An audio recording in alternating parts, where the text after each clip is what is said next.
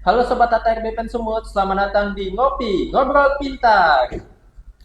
Perkenalkan, nama saya Hendri dan di samping saya sudah ada ibu yang sangat luar biasa, yaitu Ibu Khaironisa selaku Kepala Bidang Pengadaan Tanah dan Pengembangan Kantor Wilayah BPN Provinsi Sumatera Utara.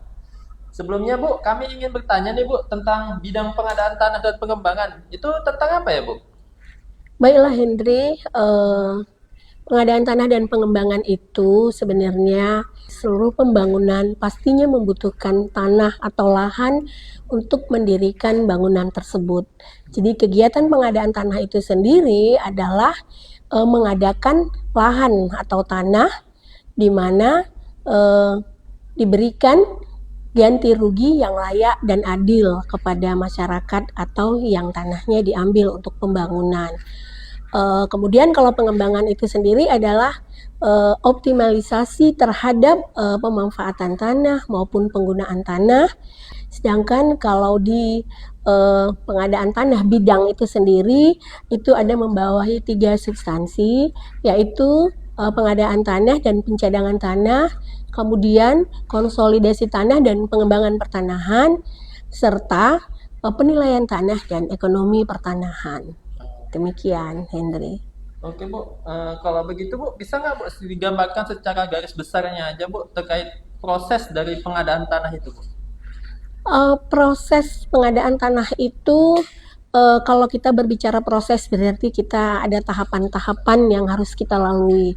Tahapan-tahapan atau kegiatan pengadaan tanah itu sendiri mengacu kepada Undang-Undang Nomor 2 Tahun 2012, kemudian UU CK, kemudian ada PP 19 Tahun 2021 maupun Permen 19 2021, kemudian yang terbaru yaitu PP 39 Tahun 2023. Di mana tahapan-tahapan tersebut adalah nomor satu itu adalah tahapan perencanaan.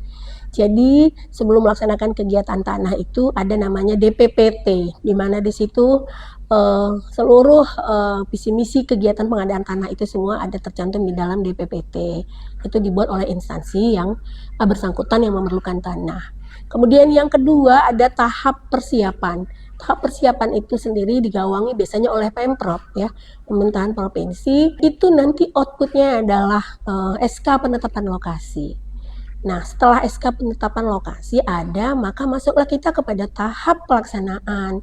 BPN banyak berperan di tahap pelaksanaan tersebut. Di tahap pelaksanaan itu dengan pertama-tama itu dengan membuat SKP 2T, kemudian ada SK Satgas A dan Satgas B. Kemudian Satgas itu turun inven ke lapangan, dan hasil inven itu dituangkan di dalam daftar nominatif.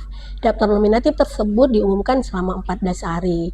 Kemudian setelah itu nanti itulah yang menjadi dasar penilaian KJPP.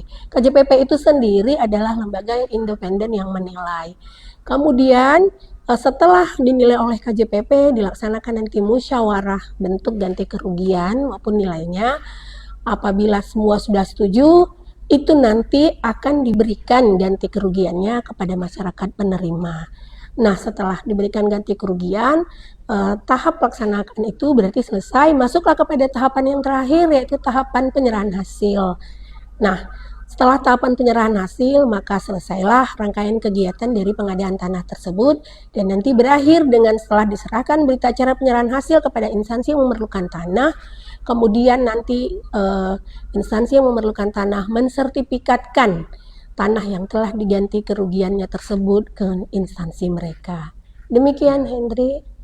Ya Bu, terima kasih. Kalau begitu Bu, ada nggak Bu beberapa yang Ibu sampaikan terkait motivasi untuk teman-teman yang ada di bidang pengadaan tanah dan pengembangan ini Bu?